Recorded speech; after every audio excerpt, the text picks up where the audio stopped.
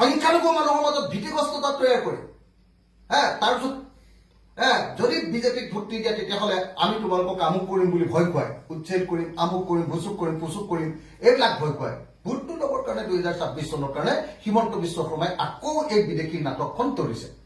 মুছলমান মানুহ যদি হয় তেওঁলোকক অত্যাচাৰ কৰি য'তে ত'তে ধৰে য'তে ত'তে মাৰপিট কৰে আৰু কেতিয়াবা কোনো অৰ্থ নোহোৱাকৈ বাংলাদেশৰ ছাইডলৈ নি এৰি দিয়ে আকৌ সেইবিলাক মানুহ ঘূৰে বিদেশী ধৰাৰ নামত বিজেপি চৰকাৰৰ যিটো নাটক সেই নাটকটোক আমি সমৰ্থন নকৰোঁ মইতো একদম খাটাংকে এটা কথা ক'ব খোজো যে বিদেশী বিতৰণৰ প্ৰশ্নটো এটা ন্যায়িক প্ৰশ্ন কোৰ্টে অৰ্ডাৰ দিব যে এজন বিদেশী তেওঁক বহিষ্কাৰ কৰক কিন্তু এতিয়া পুলিচে 2026 চনৰ আগত যাতে হিন্দু মুছলমানৰ মাজত আকৌ এটা সংঘাত হয় আকৌ এটা বিদেশী স্বদেশীৰ নামত যাতে এটা সেন্সেশন উত্তেজনা গঢ়ি উঠে আৰু তাৰ ফলটো যাতে 2026 চনত বিজেপিয়ে খাব পাৰে সেইকাৰণে পুলিচক ব্যৱহাৰ কৰি এতিয়া আকৌ কিছুমান সংখ্যালঘু মানুহক তেওঁলোকে ভীতিগ্ৰস্ত কৰিছে আৰু সেই ভীতিগ্ৰস্ততাটো প্ৰদৰ্শন কৰি তেওঁলোকে কি কৰিব কৈছে সেই ভীতিগ্ৰস্ততাটো প্ৰদৰ্শন কৰি হিন্দু মানুহক উত্তেজিত কৰিব কৈছে আৰু হিন্দু আৰু মুছলমানৰ মাজত এটা সংঘাত তৈয়াৰ কৰি তেওঁলোকে তাৰ মাজেদি কি কৰিব কৈছে 2026 বৈতৰণি পাৰ হ'ব কৈছে গতিকে বিজেপিৰ কাৰণে বিদেশী সমস্যাটো হ'ল তেওঁলোকৰ নিৰ্বাচনী বৈতৰণি পাৰ হোৱাৰ এটা সাকু তেওঁলোকে বিদেশী সমস্যা সমাধান কৰিব নোখোজে তেওঁলোকে বিদেশী সমস্যা মীমাংসা কৰিব নোখোজে তেওঁলোকে প্ৰকৃত বিদেশীক বিচাৰি উলিয়াই আমাৰ পৰা ইয়াৰ পৰা বহিষ্কাৰ কৰিব নোখোজে বৰং তেওঁলোকে অদৰকাৰীভাৱে যাকে তাকে য'তে ত'তে ধৰি অত্যাচাৰ কৰি সেইটোক লৈ এটা সেন্সেশন ক্ৰিয়েট কৰি সংখ্যালঘু মানুহৰ মাজত ভীতিগ্ৰস্ততা তৈয়াৰ কৰে তাৰপিছত যদি বিজেপিক ভোট দি দিয়ে তেতিয়াহ'লে আমি তোমালোকক আমুক কৰিম বুলি ভয় খুৱাই উচ্ছেদ কৰিম আমুক কৰিম ভুচুক কৰিম পুচুক কৰিম এইবিলাক ভয় খুৱাই ভোটটো ল'বৰ কাৰণে 2026 চনৰ কাৰণে হিমন্ত বিশ্ব শৰ্মাই আকৌ এই বিদেশী নাটকখন তৰিছে যদি সঁচাকৈ বিদেশী সমস্যাৰ সমাধান কৰিব লাগে এনআৰচি কমপ্লিট কৰক আৰু আচল বিদেশী কোন কোন হয় বিদেশী সেইটো ন্যায়িকভাৱে প্ৰমাণ কৰক আৰু ন্যায়ালয়ে যেতিয়া যিবিলাকক বিদেশী বুলি একদম বহিষ্কাৰ কৰিবৰ কাৰণে নিৰ্দেশ দিব প্ৰত্যেকজন বিদেশীক ন্যায়সংগতভাৱে বাংলাদেশৰ লগত কথা পাতি বা অন্য দেশৰ লগত কথা পাতি তেওঁলোকক ত্ৰিপাটায়ক চুক্তি কৰি তেওঁলোকৰ লগত কি কয় প্ৰত্যৰ্পণ চুক্তি কৰি ত্ৰিপাটায়ক নহয় প্ৰত্যৰ্পণ চুক্তি কৰি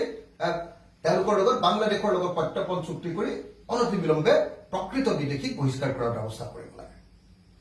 1971 চনৰ 25 মাৰ্চৰ দিনটোৰ পৰা 24 মাৰ্চৰ পিছত অহা 25 মাৰ্চৰ দিনটোৰ পৰা অসমলৈ অহা সকলো শ্ৰেণীৰ বিদেশীক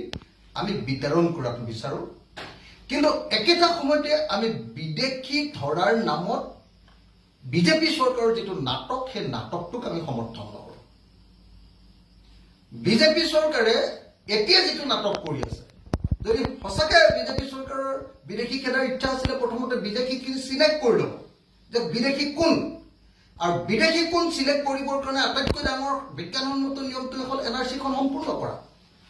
বিজেপিয়ে আহি এনআৰচিখন বানচাল কৰি দিলে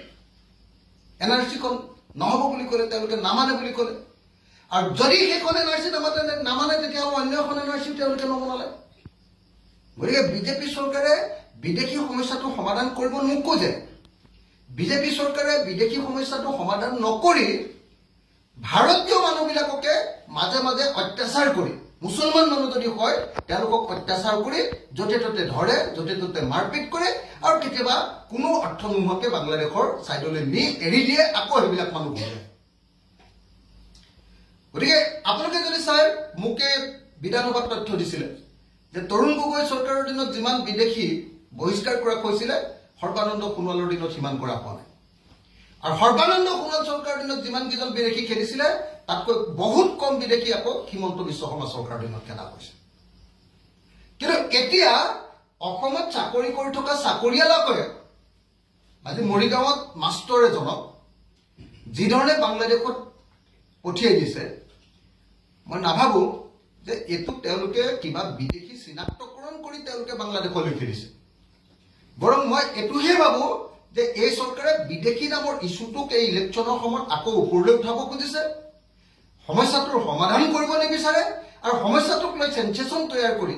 আৰু কিছুমান সংগঠনক এই সমস্যাটোক লৈ মানে পানী ঘোলা কৰিবলৈ তেওঁলোকে ৰাজপথত এৰি দি মানে হিন্দু মুছলমানৰ ৰাজনীতি কৰিবৰ কাৰণে স্বদেশী বিদেশী ৰাজনীতি কৰিবৰ কাৰণে আৰু সেই ৰাজনীতি কৰি তেওঁলোকে 2026 চনৰ বৰ্তমানী পাৰ কৰিবৰ কাৰণে চেষ্টা কৰা আমি দেখিবলৈ পাইছো।